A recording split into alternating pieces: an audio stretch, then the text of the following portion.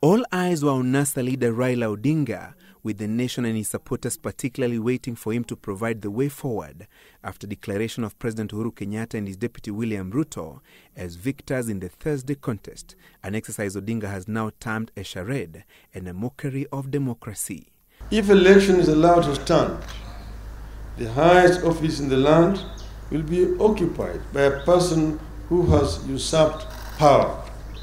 We in NASA are resolute that this sham election cannot and will not be allowed to stand. We will not allow two megalomaniacs to destroy the dream of freedom and democracy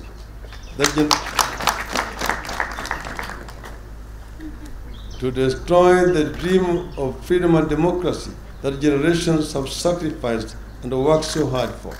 Odinga accusing IEBC of colluding with Jubilee to cook up the numbers and conducting an election that fell below the standards required by the electoral laws and the Constitution, as instructed by the Supreme Court when it invalidated the August presidential poll results. Our figures which you have is 3.5 million votes that were cast properly when Uhuru was rating against Kenyatta.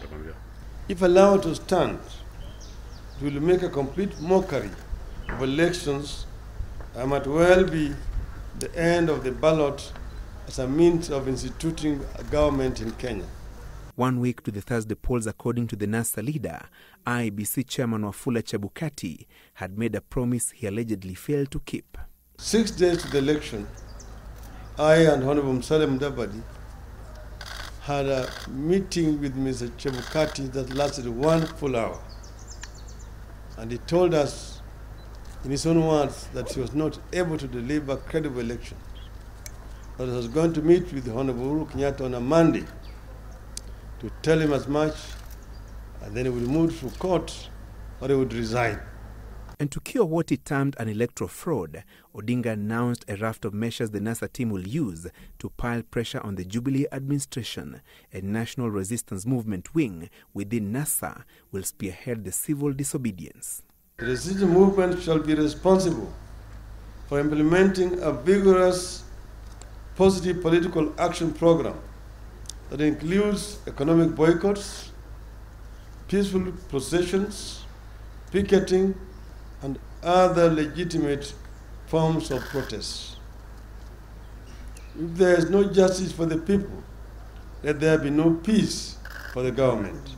There will also be a people's assembly that will include, among others, the civil society, workers' unions, religious leaders, and other interest groups. The People's Assembly is the vehicle through which we will exercise the solemn duty of restoring democracy, constitutionalism, and the rule of law.